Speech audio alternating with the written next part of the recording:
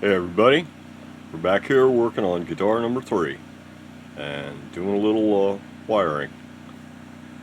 So, the last episode I got a couple little things installed here and figured out where I'm going to run all the wires. Next step is I dug up the cable.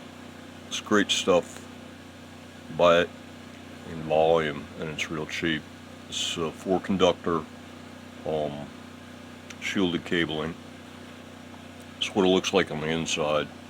This one's actually got the black conductor already pulled out. I use as ground wire on my build, but yeah, it's got four conductors: black, red, yellow, and white, and then it's got the shielding around it too. And then of course all that's wrapped with the black sheathing. So yeah, I'm gonna cut a piece that'll go from the switch, which is down under here, and it'll come around this way and go back there. So about yay long or so, maybe a little bit more. So let me measure that, cut that out.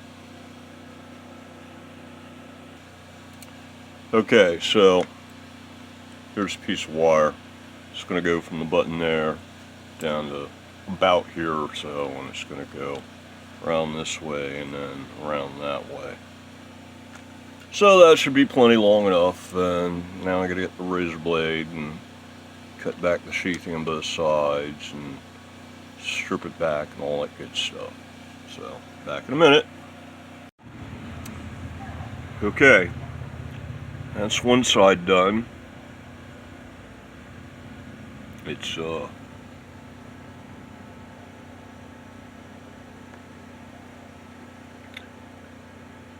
cut off the white one and the yellow lead. I'm not using them. I'm using the black and the red. Black's going to be ground, red's going to be hot.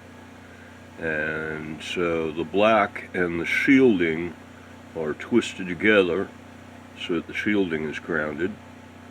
And that's one side ready to be tinned and connected to either the wiring or the button, the kill button.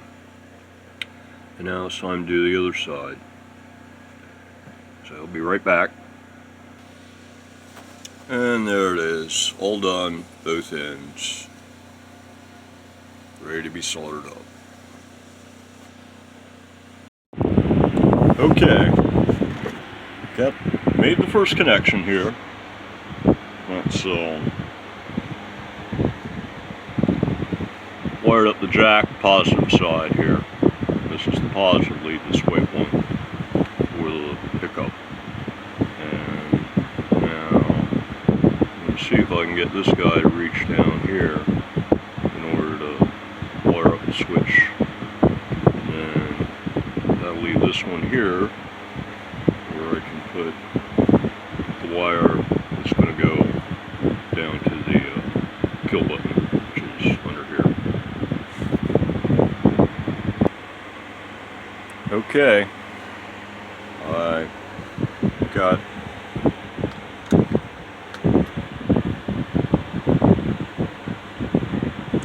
focus.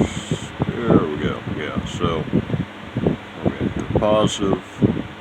Got it wired over to this terminal here, and I hooked up the negative to the jack, and that's wired to the center post here. And I did not melt down the switch, fortunately, in the process, despite the fact that I'm using a gun instead of an iron, which can be dangerous. Yeah. As they say, don't try this at home, boys and girls. These things, this is 140 watts or something like that, as opposed to 60 for your typical iron. And so this thing gets real hot and can melt components pretty easily if you leave it on too long. So, but that's the downside of using it. The upside is that it's not always on, it's not always using juice, it's not always hot. It's only hot right after you use it and while you're using it.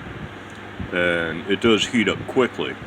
And so, things like soldering onto the back of a pot case, stuff that takes a long time to heat up, you can generally do it a whole lot easier with a gun because you've got more heat to work with.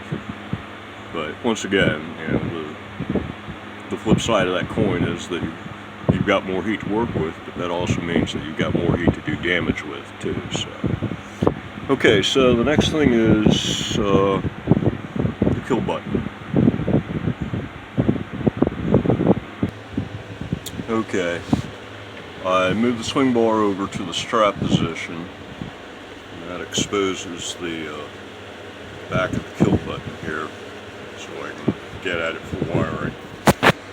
And I went ahead and tinned up the ends on the wire here for the kill button, so I can go ahead and put her in.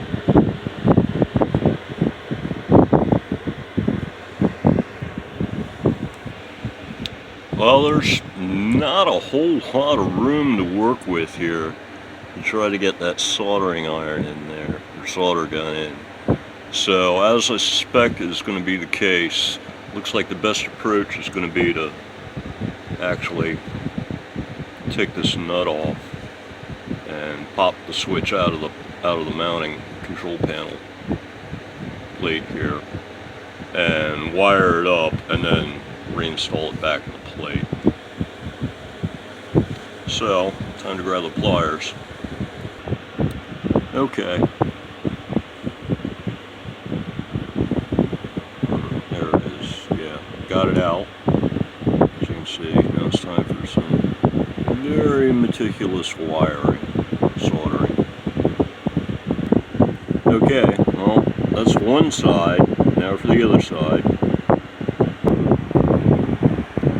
And that's, camera focus, that's 2, and I did not melt the switch, it still works, so that's that. Bolt it back in,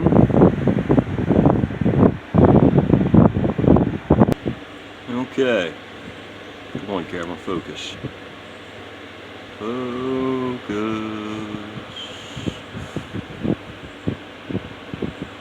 There we go. Okay, so switch has been mounted back in the guitar, and I ran the wire around and wired up here to the positive and the negative leads. Basically, this is the negative bus running along here, there, and down here.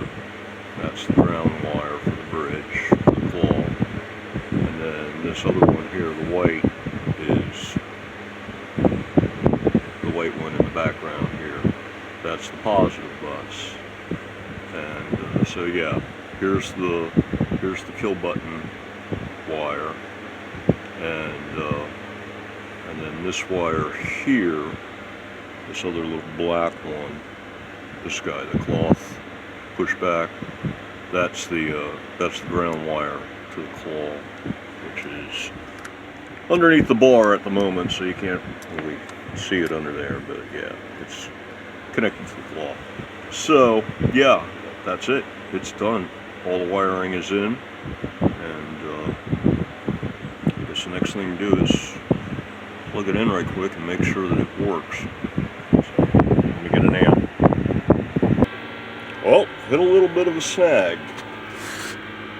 Just going to use this thing to test it. This is basically one of these GA20 types. This particular one is a Lynx LYX Pro. Came with one of those LYX Kids guitars. It's a GL20. And I got a, it's either a Glary or a GL20, one of those, there's a whole bunch of amps like this coming out of China, basically. And I went to turn it on just now, and you turn on the power and no light, no nothing. It's dead in the water, DOA. And this is after, just out of the blue after a couple months of use. And I just use it for testing builds, basically. It's easier than getting out the pedal board and the cab, some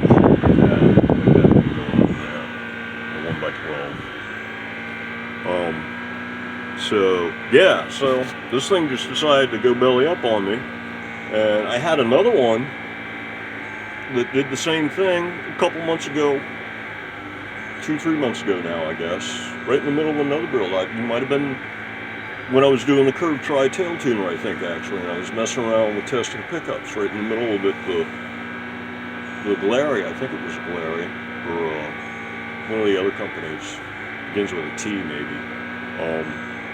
Yeah, I went belly up right in the middle of testing, and then I grabbed this thing and started using it, and now it's gone belly up. I don't know if it's, just a loose connection or something major. I haven't cracked open either one to see what's up, but yeah, you might want to think twice about getting these amps, and that sort of sucks because I just delivered the North Carolina build yesterday, and I used one of these kind of amps for the amp to go with that build, put all the North Carolina bling on it, so hope that thing doesn't go belly up in a couple months. So. But then again, I used a 10 amp unit or a 10 watt unit for the Cowboys build, and I haven't heard back from my buddy. I saw him earlier today, and it's not like he was going, dude, my amp died. So hit or miss, I guess. I don't know, whatever. But anyway, so yeah, enough of these amps. It forced me to break bad and grab the pedal board here, which has a Quilter 45 watt pedal amp on it at the end of the chain. And then I've got that plugged into it's either a 1x10 or 1x12. I guess it's 1x12. And that's the Celestion out of my old crate, CR160 combo. So yeah, we're all plugged in and it's on actually, and it's actually up all the way too. So yeah.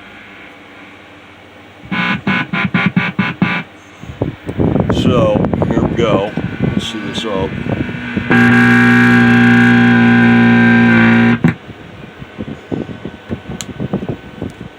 Okay. Now you see what's nice about the on-off switch. Now it's on. Yeah, I think it works.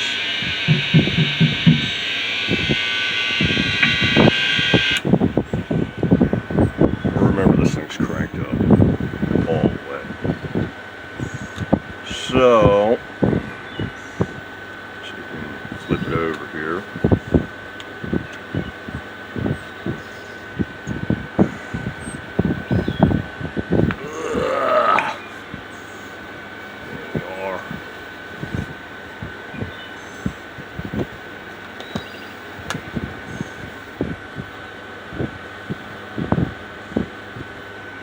Okay.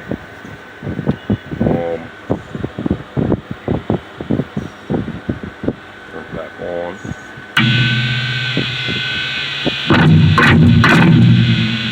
Yeah, it works.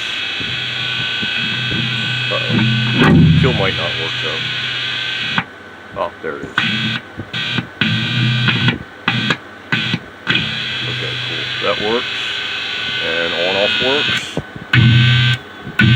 And the pickup works, and the jack works, obviously. So yeah, everything works. So the next step is going to be to, this bridge is being a pain. So the next step is going to be to take all these wires and tack them down into place. And for that, I'm going to need a bag of brass nails, and we need a micro drill and a pair of pliers to bend the nails over into little different thingies. I think there's actually, basically you're going to be using these kind of things, and yeah, it's just a, get on something dark over here. It's just a brass nail that's been bent over, and these are I've got like one or two of them that were actually came off of this guitar when I took it apart, and I've been using them now on a number of builds, and it's really a nice way to route wires. I mean, it's not nearly as much hassle as like routing a channel or some sort, or using a cover plate, or drilling holes from one pickup cavity to the next, and then to a control cavity kind of thing. It's a whole lot easier than that, actually, because everything is out and exposed. It's just a matter of, it's not quite as pretty, I suppose. But if you do it all nice and neat, then it turns out looking pretty good. Not bad. So yeah, this is where you want to take your time and try to just make it look as tidy as possible. So one by one, slowly but surely, get all this tacked down. You want to think carefully about where you put these holders so that you use no more than you really have to.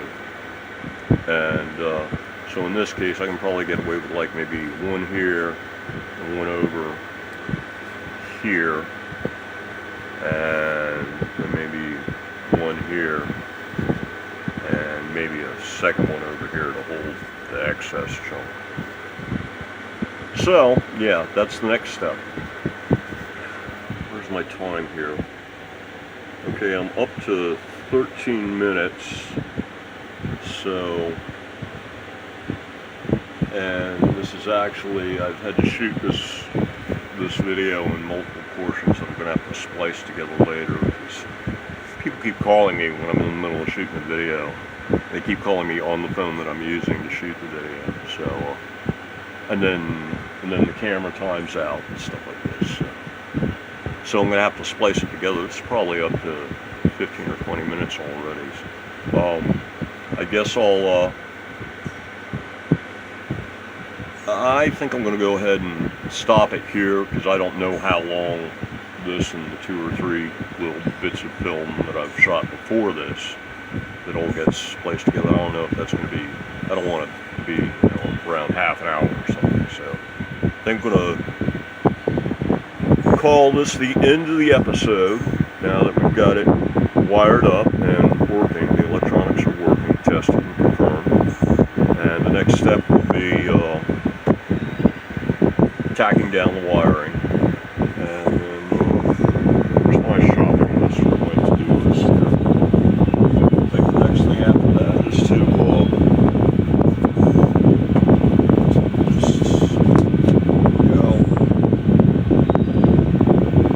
finish wiring it up. So yeah, the next thing is tack down those wires nice and neat, and then move on to the final setup.